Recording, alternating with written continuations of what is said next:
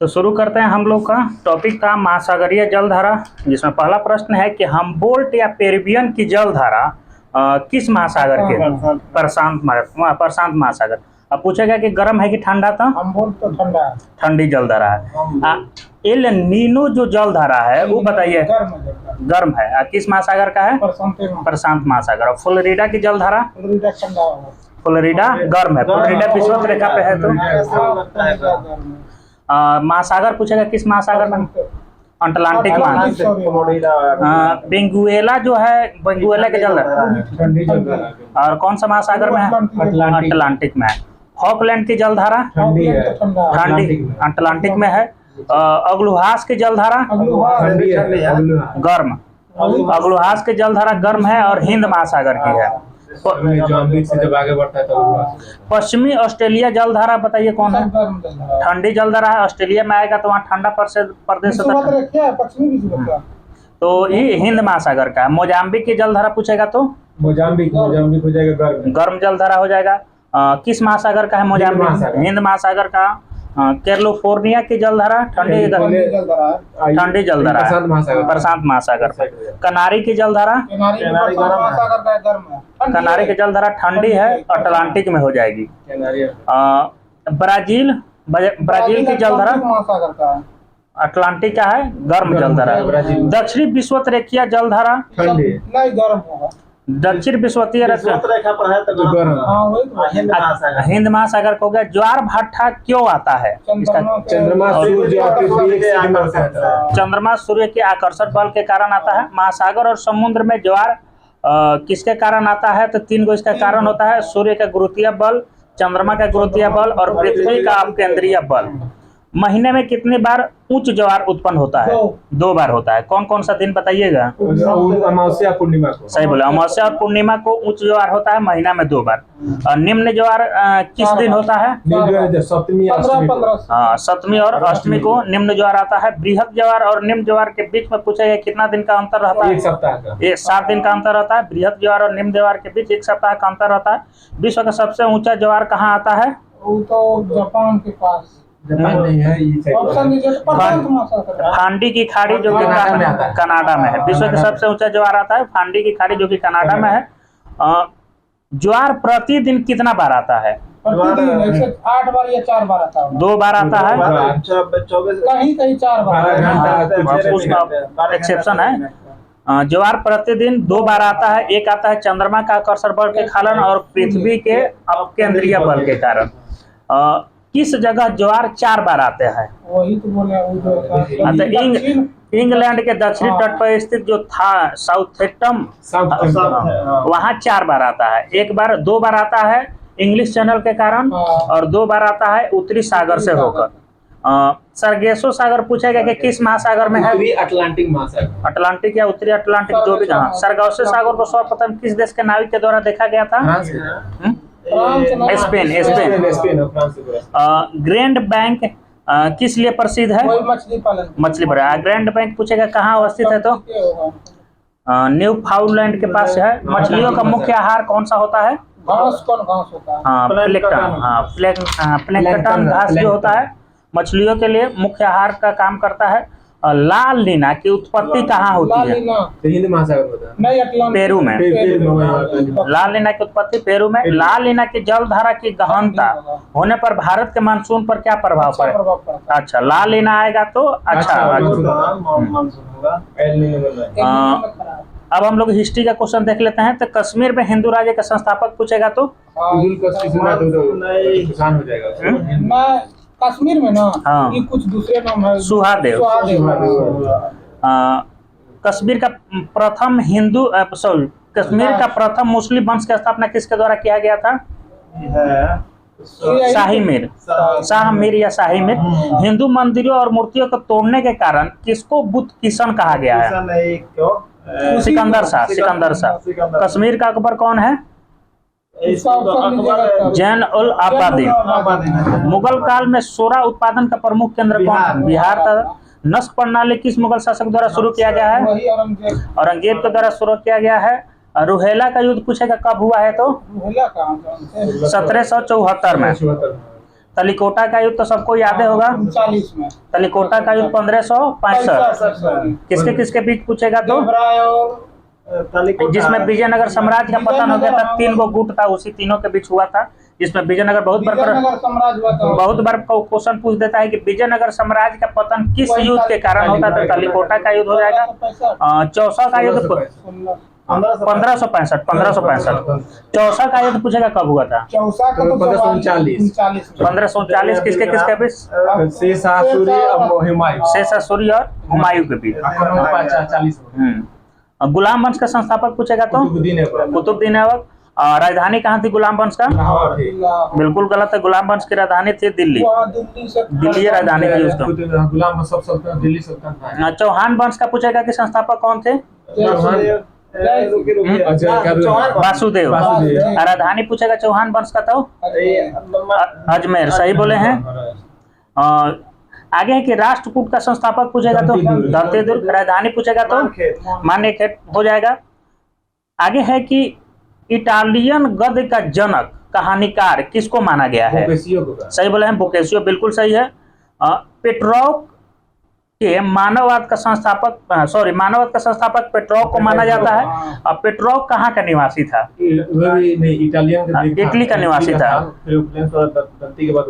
सही आ रहा है। दी प्रिंस पुस्तक के लेखक कौन है, कार्ल मार्क्स है क्या? बिल्कुल गलत है, मैकियावेली। वही नाम है वही। अब पूछेगा कि आधुनिक राजनीतिक दर्शन का जनक कौन है, भारत में विदेश में पूरा विश्व में आधुनिक राजनीतिक दर्शन का जनक हो गया मैकियावेली। आगे है कि द लास्ट जजमेंट और द फॉल ऑफ मैन किसकी कृति है, लियोनार्डो दा विंची है, बिल्कुल गलत है, माइकल एंजेलो।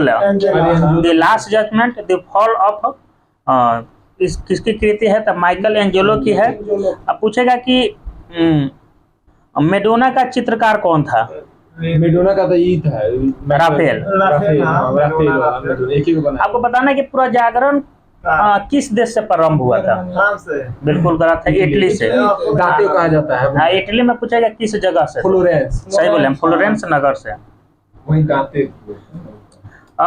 जो हैरेजी आंदोलन हुआ था उसका स्थान बताइए कहाँ हुआ था, कहाँ, बंगाल, सही जा रहे हैं, बंगाल। बताइए इसके संस्थापक कौन थे फरेजी, हजीस रियातुल्लाह और दादू मियां, सही जा रहे हैं। दादू मियां किया था। अलीगढ़ आंदोलन कहाँ हुआ था, अलीगढ़, सही बोले हैं। संस्थापक कौन हो गए, सैयद अहमद। अच्छा, तो अलीगढ़ आंदोलन तो अलीगढ़ बता दिए। तो आप बताइए नगवा तल उलेमा, अपना बिहार में, बिल्कुल गलत है, यूपी लखनऊ में। इसके संस्थापक थे मौलाना शिबली नुमानी। कृष्ण का अवतार का था। चलिए आज का खत्म हो गया, कल हम लोग पढ़ लेंगे वायुमंडल। चलिए तो हम लोग करंट अफेयर शुरू करते हैं। 26 दिसंबर 2022 से लेकर 31 दिसंबर 2022 तक था। पहला प्रश्न है कि अपनी जेलों को मानवीकृत करने वाला पहला राज्य कौन बन गया, अरुणाचल प्रदेश। जेल दर्शन योजना कौन शुरू किया है, जल पर्यटन वो महाराष्ट्र। जेल दर्शन या जेल पर्यटन।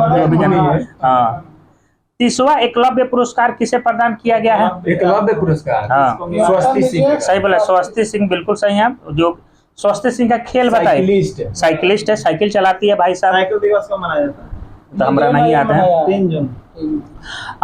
2022 के आई रिपोर्ट के अनुसार किस देश में ध्रुवीय भालू की संख्या में गिरावट दर्ज की गई है, कनाडा। कनाडा में ध्रुवीय भालू, कनाडा में कहीं दक्षिण कोरिया कैसे आएगा ध्रुवीय में। भारत के किस राज्य में सबसे ज्यादा मतलब बाघ पाया जाता है, मध्य प्रदेश में पाया जाता है। अब पूरा विश्व में पूछेगा कि बाघ सबसे ज्यादा किस देश में पाया जाता है, भारत में पाया जाता है। आगे है कि जूनियर इंटरनेशनल बैडमिंटन चैंपियनशिप किसके द्वारा जीता गया था, गेटो सोरा थी। यूनेस्को टॉवर्स के फेलो के रूप में किसको चुना गया है, यूनेस्को टॉवर्स के फेलो के रूप में चुना गया है professor K S. Rangappa. Right to repair portal का अनावरण किसके द्वारा किया गया है, right to repair, Piyush Goyal. कौन सा IIT कृत्रिम हृदय तैयार किया है, कानपुर।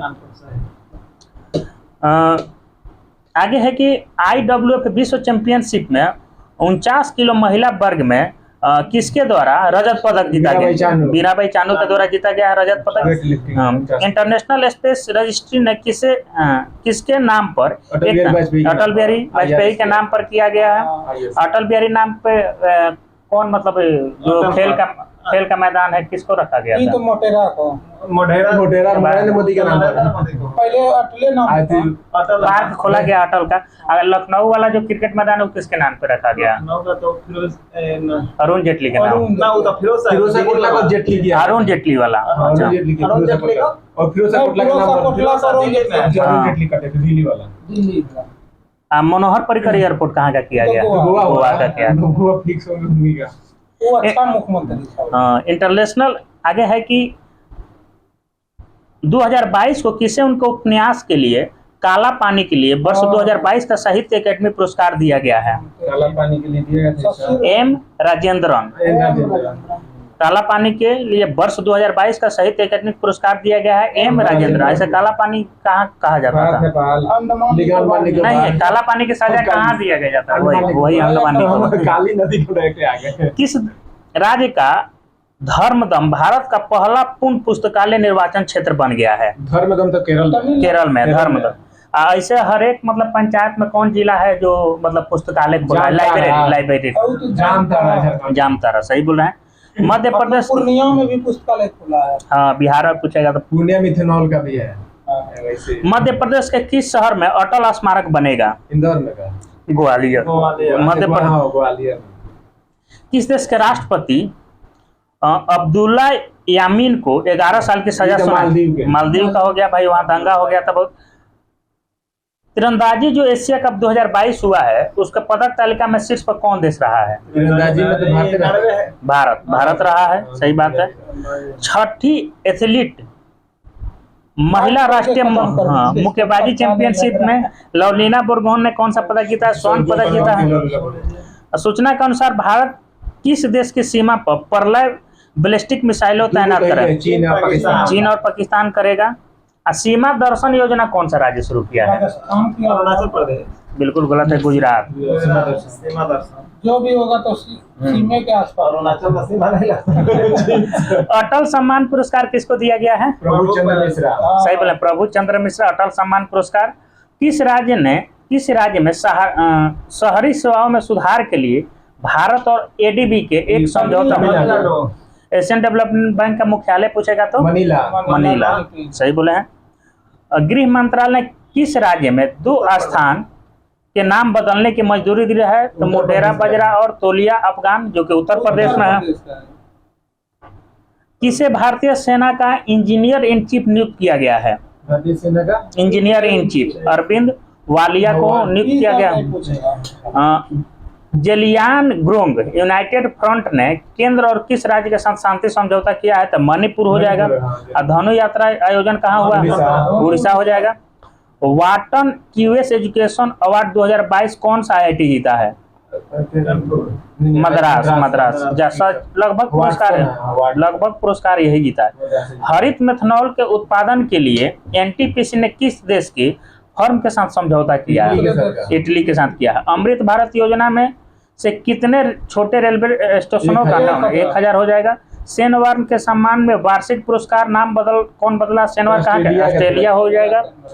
किसे सामाजिक उपलब्धि के लिए रविन्द्रनाथ टैगोर सहित पुरस्कार दिया गया? हाँ, एसके राय सही जा रहे हैं। किस देश के फुटबॉलर पेले का निधन हो गया? ब्राजील का हो गया। और सर्वश्रेष्ठ खिलाड़ी का पुरस्कार आपके पास फीफा में कहाँ का है? अर्जेंटीना का है। आगे है कि अमेरिकी उपराष्ट्रपति कमला हैरिस ने किसे राष्ट्रीय अंतर्राष्ट्रीय परिषद सलाहकार समूह में नामित किया गया था? सही बोले, राजीव वाडियाल हो जाएगा। भारत की सहायता से निर्मित मंगदेछू जल विद्युत परियोजना बताइए किस भूटान में हो गया है? पहला गौरी अम्मा पुरस्कार प्रदान किसको किया गया है? इसका नाम है डॉक्टर एलिडा गवेरा। अम्मा बहनी योजना कहाँ का है? सिक्किम का है। लक्ष्मी लाडली योजना मध्य प्रदेश। भारतीय सेना ने कहाँ पे अपनी पहली 3D printed house developing unit का उद्घाटन किया है, गुजरात हो जाएगा। ICC emerging cricket of the year 2022 Harshdeep Singh. Harshdeep हो जाएगा। लोकायुक्त विधेयक पारित करने वाला देश का पहला राज्य कौन हो जाएगा?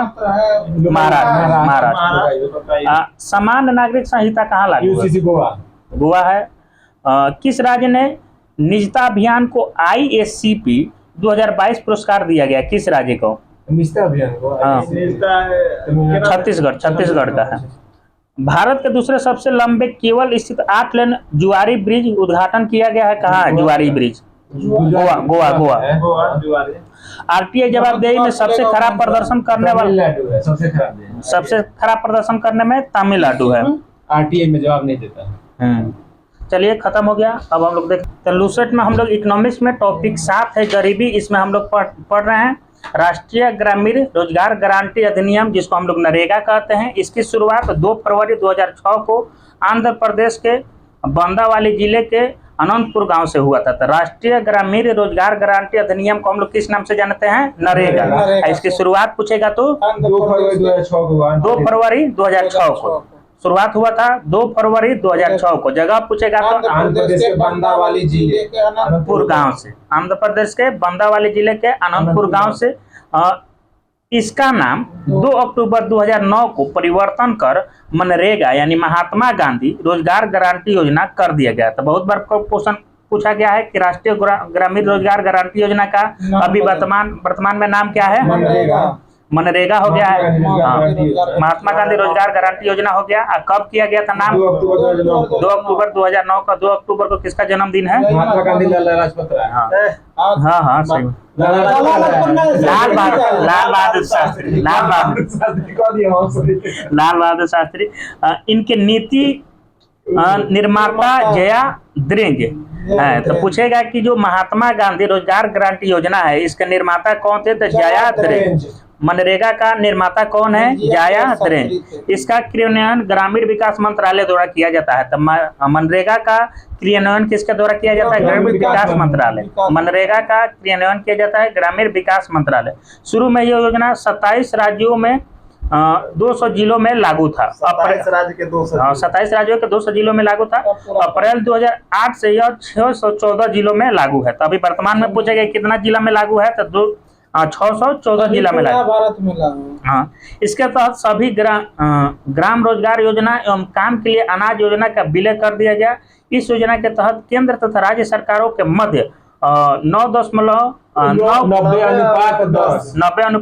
का रखा गया है। ये बहुत बार एक बार शायद बिहार पुलिस या दरोगा में भी पूछा गया है कि जो मनरेगा है उसमें राज्य और केंद्र का अनुपात क्या है? राज्य हो जाएगा तो 10 और केंद्र हो जाएगा 90। राज्य का प्रतिशत है 10% और केंद्र का हो जाएगा 90% इसमें देता है। इस योजना के प्रत्येक परिवार को एक वित्तीय वर्ष में 100 रुपया 100 दिन का रोजगार उपलब्ध कराया जाता है। तो मनरेगा के तहत कितना दिन रोजगार दिया जाता है? 100 दिन का किया जाता है, जिसमें महिलाओं की भागीदारी 33% होती है। तो महिलाओं की भागीदारी कितना पूछेगा? 33%। 15 दिन तक रोजगार उपलब्ध नहीं कराने पर बेरोजगारी भत्ता देना होगा। 15 दिन अगर रोजगार आप उपलब्ध नहीं कराते हैं तो आपको बेरोजगारी भत्ता दीजिए। भाई हम जइबे नहीं करेंगे, हमारा करवाएगा कैसे? अब 15 दिन के बाद बेरोजगारी भत्ता दो।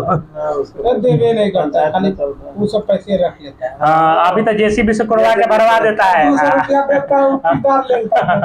200 रुपया दे दिया, बाकी 300 अपना बांट लिया जितना पैसा।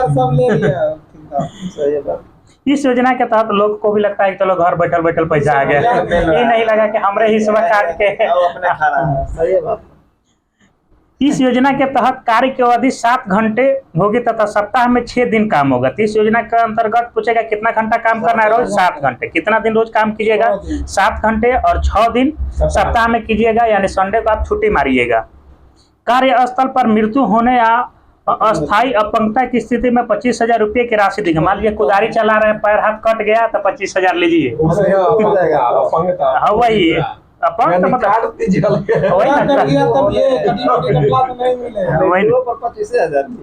25,000 रुपये की राशि दी जाएगी। कार्यस्थल घर से अगर 5 किलोमीटर से अधिक है दूर होने पर 10% अतिरिक्त मजदूरी मिलेगी। अगर 5 किलोमीटर से ज़्यादा दूर है तो आपको 10% दिया जाएगा, भाई भाड़ा लगा के आइए अपना गाड़ी में तेल भरवा के। इसका कार्यान्वयन नेशनल रूरल एम्प्लॉयमेंट गारंटी अधिनियम सितंबर 2022 के द्वारा होता है, सॉरी 2005 के द्वारा होता है। काम पाने का अधिकार एक कानूनी अधिकार है। तो बहुत बार पूछेगा कि काम पाने का अधिकार कैसा अधिकार है? कानूनी अधिकार। काम पाने का अधिकार कैसा अधिकार है? कानूनी अधिकार। अब चौथा है प्रधानमंत्री सुरक्षा बीमा योजना। प्रधानमंत्री सुरक्षा बीमा योजना, इसकी शुरुआत 9 मई 2015 को प्रधानमंत्री नरेंद्र मोदी जी के द्वारा किया गया था। तो प्रधानमंत्री सुरक्षा बीमा योजना की शुरुआत हो 9 मई 2015। आदमी पूछेगा किसके द्वारा? प्रधानमंत्री नरेंद्र मोदी जी के द्वारा किया गया था। इस योजना के अंतर्गत बीमा धारक को दुर्घटना से मृत्यु की स्थिति में 2 लाख रुपए प्राप्त होंगे। अगर जो भी बीमा धारक है उनकी मृत्यु हो जाती है तो कितना लाख रुपया? 2 लाख रुपया देगा, जिसमें वार्षिक प्रीमियम RS 12 होगा, जिसमें जन धन खाते से ही हस्तांतरित लाभ से ही ले लिया जाएगा। आपको वार्षिक प्रीमियम यानी 1 साल में आपको 12 रुपया जमा करना पड़ेगा। अगर आपको दुर्घटना में मृत्यु हो जाती है तो 2 लाख रुपया आपको दिया जाएगा।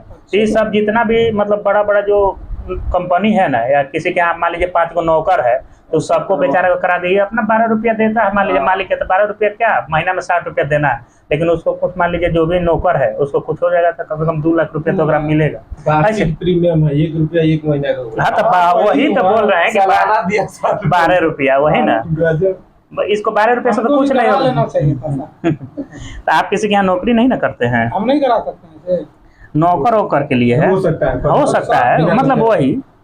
आगे है कि जन धन खाते से ही हस्तांतरित लाभ से ही ले लिया जाएगा।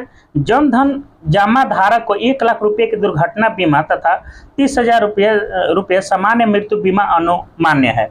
जनधन जमा खाते में 1 लाख रुपया अगर दुर्घटना से आपका मृत्यु होता है और ऐसा नॉर्मल है रात में सुतले रह गए तब 30,000 देगा।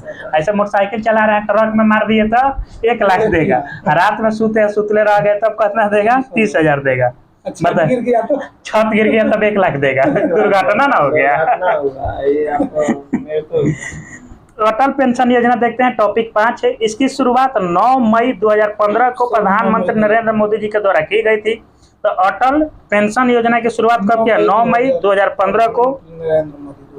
इस योजना के अंतर्गत पेंशन की मात्रा तथा इसके अवधि का निर्धारण इसके अंतर्गत दी जाने वाली अंशदान पर निर्भर करे।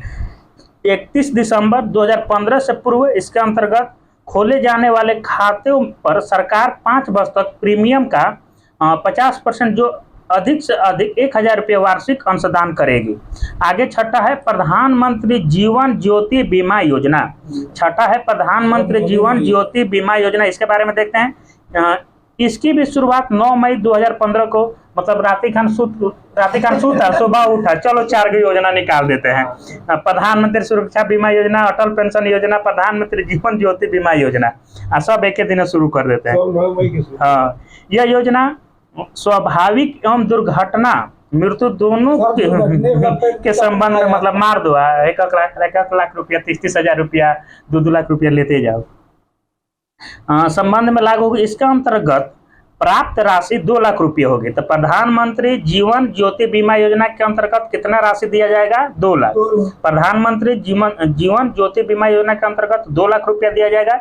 इसके अंतर्गत अंशदान 330 वार्षिक होगी, यानी अंशदान कितना आपको करना होगा वर्ष में? 330 रुपया। 18 से 50 वर्ष की आयु वर्ग के संबंध में लागू होगी, यानी 18 से 50 वर्ष है तभी ये लागू होगा। अगर 55 हो गए तो आपको नहीं दिया जाएगा। अब है बच्चों के लिए निःशुल्क शिक्षा तथा अनिवार्य शिक्षा अधिनियम 2009। बच्चों के लिए निःशुल्क शिक्षा तथा अनिवार्य शिक्षा का अधिकार अधिनियम 2009 66वें संविधान संशोधन के परिणाम स्वरूप संविधान के भाग 3 में अनुच्छेद 21 के क में समाविष्ट किया गया, जिसके फलस्वरूप 6 से 14 वर्ष के बीच की आयु के सभी बच्चों के लिए निःशुल्क तथा अनिवार्य शिक्षा को मूल अधिकार बना दिया गया है। बच्चों को निःशुल्क और अनिवार्य शिक्षा का अधिकार अधिनियम 2009 और प्रभावी हुआ था अप्रैल 2010 में। तो बहुत बार कंफ्यूजन आदमी को हो जाता है, अधिकार अधिनियम कब आया था? 2009 में, लेकिन प्रभावी कब हुआ? 2010 में। तो बहुत बार कंफ्यूजन हो जाता है, दे देता है इसमें कि अधिकार अधिनियम आया कब। 2010 ऑप्शन में रहता है, 2009 रहता है, 2010 मार के चल गया भाई, लेकिन आया था 2009 में, प्रभावी हुआ 2010 में।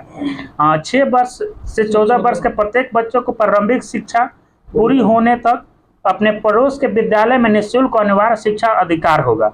मतलब 6 से 14 वर्ष का जो भी है उसका मौलिक अधिकार है कि बगल में पड़ोस में जो भी विद्यालय है उसमें निःशुल्क उसको शिक्षा दिया जाएगा। 3 वर्ष के भीतर जहां पास में विद्यालय नहीं है तो सरकार या स्थानीय प्रशासन विद्यालय की स्थापना करेगा। यानी जहां 3 वर्ष के भीतर अगर कोई मान लीजिए पास में विद्यालय नहीं है तो सरकार क्या करेगा, वहाँ विद्यालय भाई बनवाएगा कि बच्चा सब आके इसमें पढ़ेगा और दोपहर में दाल भात खाएगा। अधिनियम के पालन के लिए वित्त की व्यवस्था करना केंद्र एवं राज्य सरकार की जिम्मेदारी होगी।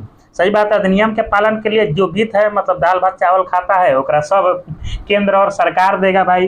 ओकरा घर दुआर उसका कौन बनवाएगा, स्कूल तो केंद्र और सरकार सब मिलकर बनाएगा। आगे है कि प्रवेश के लिए प्रवेश के लिए अच्छा पड़ोस के विद्यालय में प्रवेश दिलाने की माता पिता या अभिभावक होगी। मतलब वो मास्टर साहब जाके डायरेक्ट एडमिशन ना करवाएंगे, ओकरा मम्मी पापा जाके जबरदस्ती ओकरा स्कूल में जाना वही ना तगड़ी पकड़ के ले जाके थोड़ी करवाते थे, पढ़ाने के लिए बुलाते थे जो बच्चा का एडमिशन है। पहले ऐसे 2-4 गो आदमी टगड़ी पकड़ के ले जाके स्कूल में जमा कर दिया, लो एक दिन भर रखो। अब तो भाई बच्चा अपने से गया तो गया, ना गया तो भाई कोई बात ना। आगे की प्रवेश के लिए न किसी प्रकार की फीस ली जाएगी और ना ही जांच परीक्षा ली जाएगी। भाई साहब हम लोग जब जाते थे तो 50-100 रुपया एडमिशन चार्ज मास्टर साहब ले लेता है। प्राइमरी में नहीं लगता है, मतलब लेता था ना वो सब, वो चाय पानी का ले लेता है। हाँ जाइएगा तो 50-100 रुपया ले लेता है। कोई स्कूल में लेता है, किसी में लेता है, किसी में नहीं लेता है। हाँ वही ना, इसमें दिया है कि फीस क्या होगा आप बताइए। निःशुल्क है लेकिन वो सब लेता है। हाँ चाय पानी मास्टर साहब के ऊपर के सब चल रहा है उधर नहीं लेता है, प्राइमरी में नहीं लेता है। अच्छा चलिए, कोई अध्यापक कोई निजी ट्यूशन नहीं करेगा, कोई अध्यापक कोई निजी ट्यूशन नहीं करेगा भाई साहब।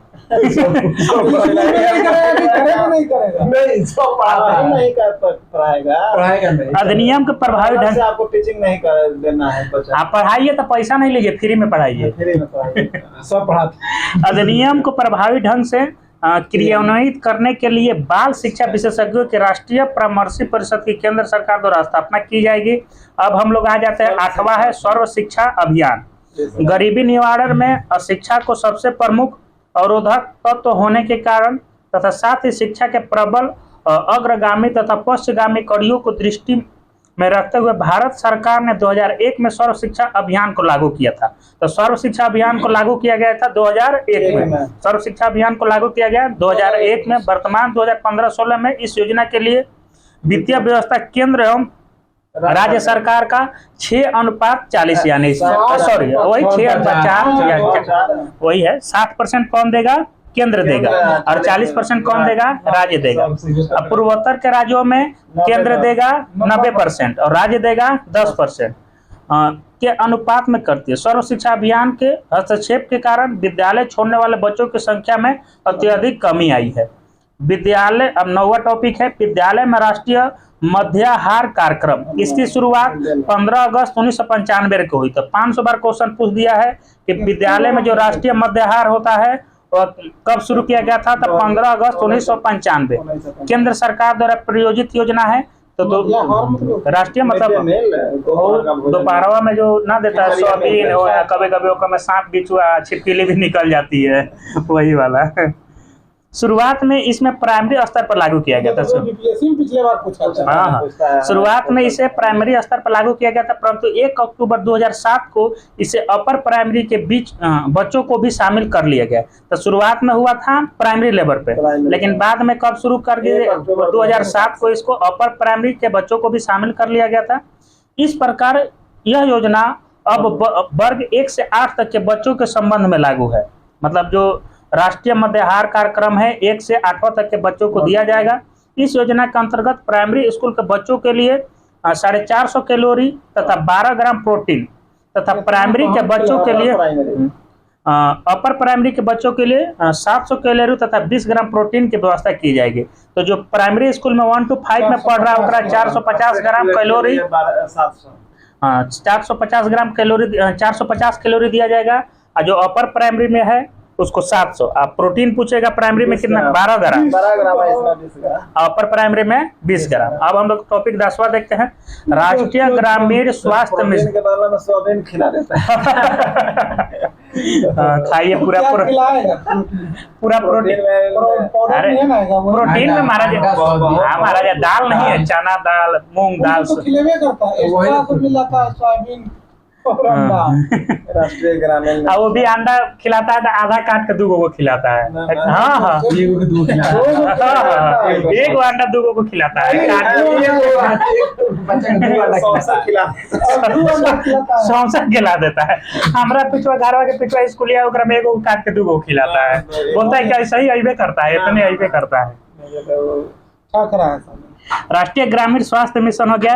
यह योजना 12 अप्रैल 2005 को शुरू की गई थी। राष्ट्रीय ग्रामीण स्वास्थ्य मिशन शुरू किया गया था 12 अप्रैल 2005 को। यह ग्रामीण क्षेत्रों में सरलता से पहुंचने वाले वहनीय और जवाबदेही वाली स्वास्थ्य सेवाएं मुहैया कराने से संबंधित है।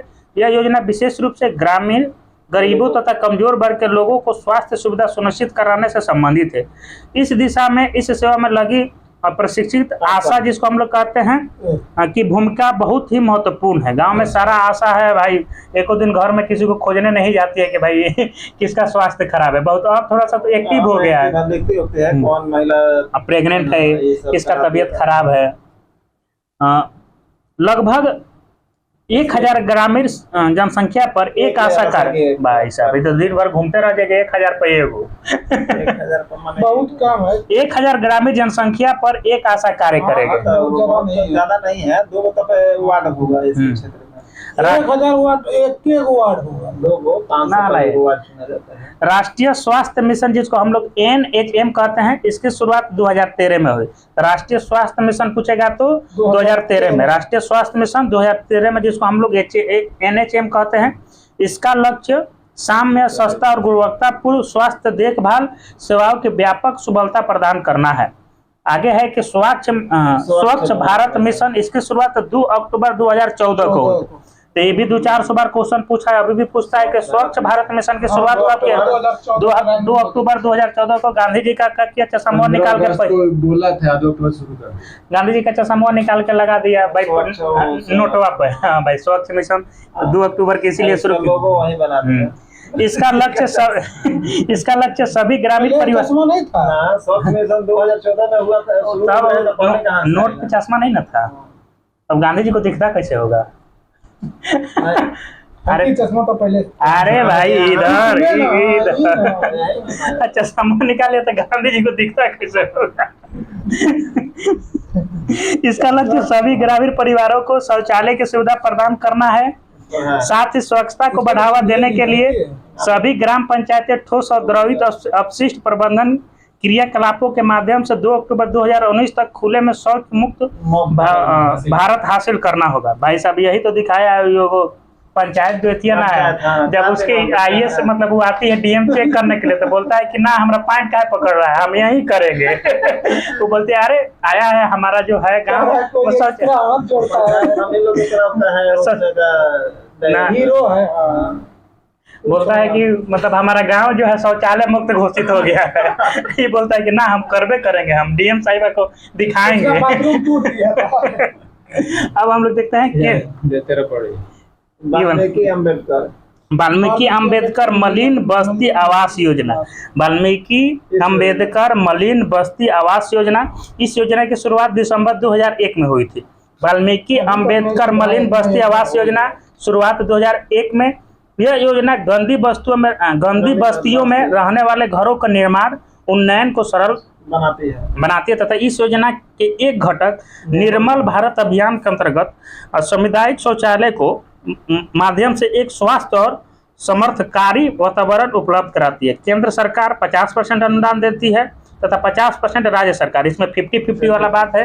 वाल्मीकि अम्बेडकर मलिन बस्ती योजना में केंद्र सरकार देगा 50% और राज्य सरकार देगा भी 50%। अब है मिशन इंद्रधनुष। बहुत बार ये भी 500 बार क्वेश्चन पूछा चुका है कि मिशन इंद्रधनुष किससे संबंधित है। इसकी शुरुआत 25 दिसंबर 2014 को हुआ था। तो मिशन इंद्रधनुष की शुरुआत 25 दिसंबर 2014 से। मिशन इंद्रधनुष की शुरुआत 25 दिसंबर 2014 से। मेन बात ये हो जाता है कि मतलब उसमें ऑप्शन में टीकाकरण तो सब कुछ देता है, लेकिन दे देता है बच्चा का टीकाकरण, जवान का टीकाकरण, महिलाओं का टीकाकरण और उपयुक्त तो मतलब ए और बी, तो बच्चा और महिलाओं का टीकाकरण के लिए संबंधित है। इसका उद्देश्य उन सभी बच्चों का टीकाकरण में लाना है जो पूर्ण या आंशिक रूप से 7 बीमारियों के विरुद्ध टीका नहीं लगाया गया है। एकीकृत बाल विकास तथा सेवा स्कीम, इसकी शुरुआत 1975 में हुई। भाई साहब अभी तक चल रहा है का टीकाकरण दिवस? एकीकृत बाल विकास तथा सेवा स्कीम, इसकी शुरुआत कब किया गया था? 1975 में। इस योजना का उद्देश्य 6 वर्ष तक के उम्र के बच्चों, गर्भवती महिलाओं, स्तनपान कराने वाले महिलाओं को स्वस्थ पोषण और शैक्षणिक सेवाओं को एकीकृत पैकेज प्रदान करना है तथा आंगनबाड़ी भवनों, CDPO कार्यालय एवं गोदाम के निर्माण के लिए ऋण प्रदान करना है। आगे है आंगनबाड़ी केंद्र। इस केंद्र की स्थापना ग्रामीण, शहर तथा जनजाति बहुल क्षेत्रों में खोले गए हैं। इस केंद्र का प्रमुख उद्देश्य 300 दिन के लिए पूरक पोषाहार, स्वास्थ्य प्रतिरक्षण उद्देश्य उपलब्ध कराना है। पूरक पोषाहार की व्यवस्था 6 वर्ष की आयु के बच्चे एवं गर्भवती स्त्रियों के लिए किया गया है। तो आंगनबाड़ी केंद्र में कितना वर्ष से 6 वर्ष की आयु और गर्भवती जो स्त्री है उसके लिए किया गया है। 1 साल में यानी 365 दिन आपको देना है, सॉरी 300 दिन देना है 365 दिन में। 700 जनसंख्या पर एक। इन केंद्रों को खोलने का आधार जनसंख्या होता है। शहरी और ग्रामीण क्षेत्रों में, शहरी क्षेत्रों में 1000 तथा ग्रामीण क्षेत्रों में कितना हो जाएगा? 700 जनसंख्या पर। रेगिस्तानी और पहाड़ी क्षेत्रों में 300 जनसंख्या पर आंगनबाड़ी केंद्र खोला जाएगा। तो एक आंगनबाड़ी केंद्र अगर शहरी क्षेत्र पर पूछेगा तो 1000 जनसंख्या पे, जनजाति बहुल क्षेत्र में 700 जनसंख्या पे, रेगिस्तानी और पहाड़ी क्षेत्रों में 300 पे एक आंगनबाड़ी केंद्र पर। आंगनबाड़ी केंद्र की कार्यकर्ताओं का चयन उसी क्षेत्र में रहने वाली महिलाओं से किया जाता है। आंगनबाड़ी जिसको हम लोग ICDA से जुड़ी होती है। भाई साहब तो आंगनबाड़ी मुखिया जी पास कर देते हैं आंगनबाड़ी, भाई ओकरा में काम कीजिए, लेकिन वहाँ गया कि वहाँ का जो महिला है वो चुनेगी कि भाई ई बनेगी, अच्छा इलाज करेगी। अच्छा उसकी मुखिया मतलब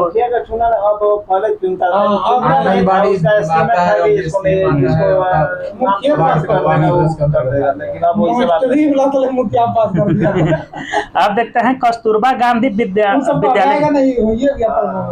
कस्तूरबा गांधी विद्यालयों की योजना जो कि 20 जुलाई 2014 को कस्तूरबा गांधी विद्यालय योजना 20 जुलाई 2004 को सरकार ने देश भर में SC, ST, OBC और मुस्लिम समुदाय की लड़कियों के लिए कस्तूरबा गांधी बालिका विद्यालय खोलने की घोषणा की। यह आवासीय विद्यालय इस समय 27 राज्यों में चलाई जा रही है। इस विद्यालय में 75% स्थान अनुसूचित जाति, अनुसूचित जनजाति, अन्य पिछड़े वर्ग एवं अल्पसंख्यकों की बच्चियों के लिए आरक्षित होगा, जबकि 25% बालिकाएं गरीबी रेखा से नीचे जीवन यापन करने वालों की होगी। तो 75% पर कौन आ जाएगा भाई? वही मतलब SC, ST, OBC सब तीनों आ जाएगा, लेकिन जबकि 25% पाएगा जो कि गरीबी रेखा से नीचे जीवन यापन कर रही है। कुटीर ज्योति कार्यक्रम, कुटीर ज्योति कार्यक्रम हरिजन और आदिवासी परिवारों सहित गरीबी की रेखा से नीचे रहने वाले ग्रामीण परिवारों के जीवन स्तर में सुधार के लिए भारत सरकार ने 1988-89 में कुटीर ज्योति कार्यक्रम प्रारंभ किया था। कुटीर ज्योति कार्यक्रम कब प्रारंभ किया गया था? 1988-89 में। किसको लाभ पहुंचाएगा? तो हरिजन और आदिवासी परिवार सहित गरीबी रेखा के नीचे जो भी ग्रामीण परिवार आते हैं उनको सब कुटीर ज्योति, ना कि शहर वाला में, खाली गांव वाला में। इसके अंतर्गत ग्रामीण क्षेत्रों में निर्धनता रेखा से नीचे जीवन यापन करने वाले परिवारों को एक बत्ती विद्युत कनेक्शन उपलब्ध कराने के लिए 400 की सरकारी सहायता उपलब्ध कराई जाती है। मतलब एगो आप LED जलाइए, 400 की आपको सरकारी सहायता उपलब्ध कराई जाएगी। चलिए खत्म करते हैं, कल हम लोग पढ़ लेंगे अंत्योदय अन्न योजना उसके बाद आगे जो भी योजना है 5-6 और योजना बचा है पढ़ लेंगे। पाँचों छः हाँ 500 को हम लोग शुरू करते हैं रेलवे स्पीडी सामान्य विज्ञान। तो आज हम लोग का भौतिक राशियां और एसआई मात्रक।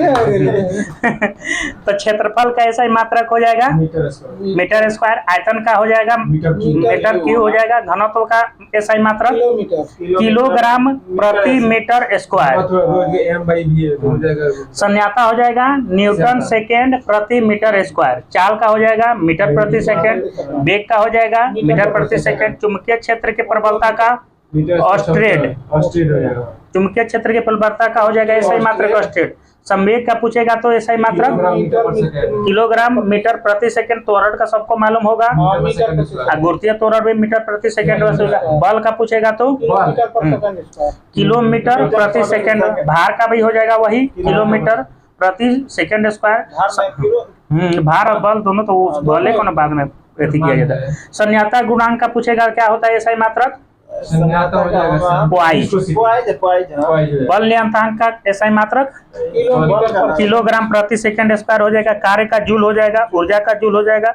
बहुत बार पूछा है कि कौन ऐसा है जिसका एसआई मात्रक समान होता है, कार्य और ऊर्जा हो जाएगा। शक्ति का पूछेगा तो वाट या जूल प्रति सेकंड हो जाएगा, आवेग का हो जाएगा किलोमीटर प्रति सेकंड, कोरिया वेग का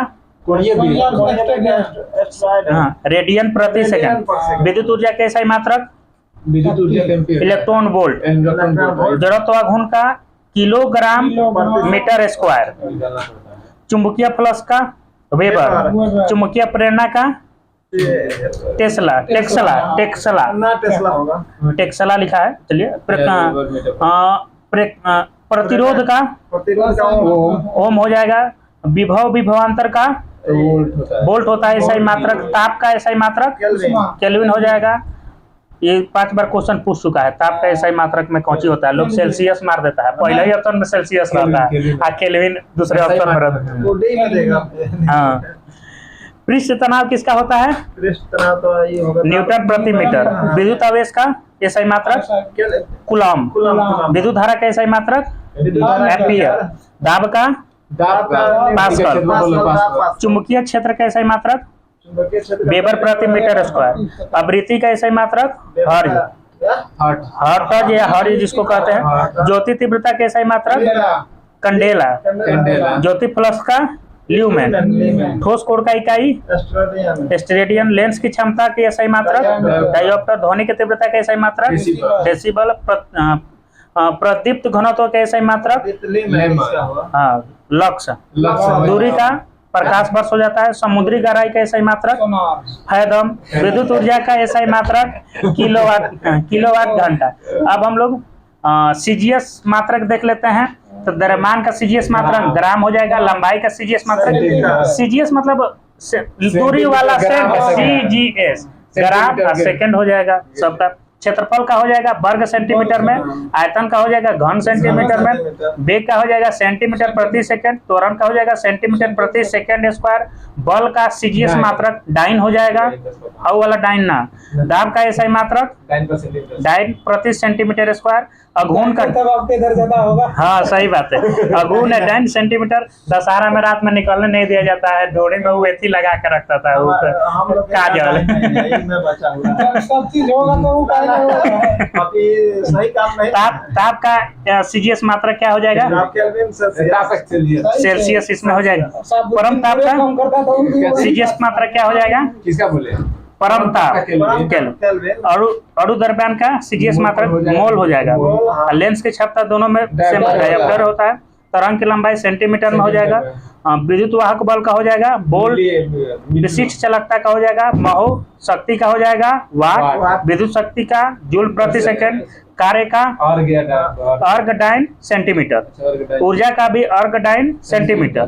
ध्वनि तीव्रता डेसिबल। ऊष्मा का परिमाण हो जाता है कैलोरी हो जाता है। खत्म करते हैं क्वेश्चन तुरंत देखते हैं। 41 को क्वेश्चन दिया हुआ है तो आप लोग बताइएगा कि जी की इकाई क्या होती है? न्यूटन मीटर स्क्वायर पर केजी स्क्वायर। एकरा में से छाप रहे हैं। आवेग मापा जाता है किसमें? आवेग तो वेग से आवेग माप होता है। हाँ, सही बात। अदिश राशि कौन है आपको बताना है? ऊर्जा, संवेग, बल, आघूर्ण और त्वरण। तो हो गया ऊर्जा। हाँ? ऊर्जा का दिश है, हाँ। बल जहाँ लगा वो सब सदिश है। निम्नलिखित में से कौन सा सदिश है? तापमान, संवेग, ऊर्जा, दाब। संवेग हो जाएगा। पृष्ठ तनाव का बीमा बताइए, MLT में बताइए। M L पर 0 होता है, T पर -2 होता है। पृष्ठ तनाव का बीमा होता है M मीटर लंबाई वाला में L पर 0 हो जाता है और T पर -2 हो जाता है। हाँ। बल का CGS मात्रक पूछेगा तो सीजीएस हो जाएगा ऐसे, बल का डाइन। एक माइक्रोन किसके बराबर होता है? माइक्रोन बराबर कितना? 0.001 मिमी के बराबर होता है। 1 किलोग्राम राशि का वजन कितना न्यूटन के बराबर होता है? सही बोला है। 1 जूल बराबर कितना अर्घ होता है? 1 जूल बराबर हम बताएंगे। हाँ, बताइए बताइए। 10 के पावर 7 अर्घ। एक अश्व शक्ति किसका एकक है? शक्ति। प्रकाश वर्ष किसकी इकाई है? एक बार बराबर कितना पास्कल होता है? 10 के पावर 15। 15 बिल्कुल गलत है। बार होता है तो 10 के पावर 10 का आधा कर दीजिए, पावर में 5 हो जाता है। एंगस्ट्रॉम को अभी व्यतीत करने की इकाई कौन है? एंगस्ट्रॉम। सही बोले। एक अश्व शक्ति किसके बराबर होता है? 46 वाट दिया है। ऐसा इकाई में लेंस की शक्ति की इकाई क्या होती है? डायोप्टर। दोनों में होता है। निम्नलिखित में से कौन सा कोरिया बेग का सही इकाई है? रेडियन बटा। सही बोले। रेडियन बटा सेकेंड हो जाता है। त्वरण की इकाई पूछेगा तो मीटर पर सेकंड स्क्वायर। मीटर प्रति। एक पार्सेक में कितना प्रकाश वर्ष होता है? 3.26 बिल्कुल सही बोले। आप बहुत बार पूछ रहे कि दूरी का सबसे बड़ा मात्रक कौन सा है? पार्सेक है।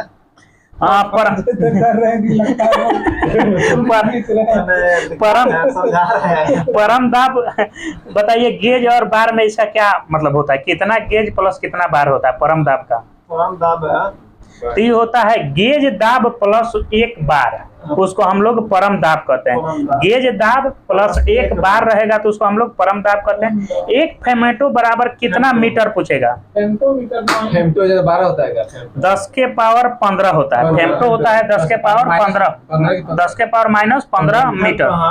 ताप का SI मात्रक आ गया भाई साहब, बताइए। आपका जाएगा तो केल्विन। ICGS में होता है सेल्सियस। ध्वनि की तीव्रता किस मात्रक में नापी जाती है? डेसिबल। ज्योति तीव्रता का मात्रक पूछ देगा तो कंडेला। ज्योति तीव्रता का मात्रक कंडेला। ध्वनि की पिच का निर्धारण होता है आवृत्ति पर। सही जा रहे हैं, आवृत्ति पर। निम्नलिखित में से किसमें वेधन क्षमता अधिक होती है? अल्फा, बीटा, गामा, न्यूट्रॉन में? गामा में सबसे ज्यादा होता है। सही बोले। गामा किरण में। इलेक्ट्रॉन वोल्ट मात्रक है किसका? इलेक्ट्रॉन वोल्ट विभव का है।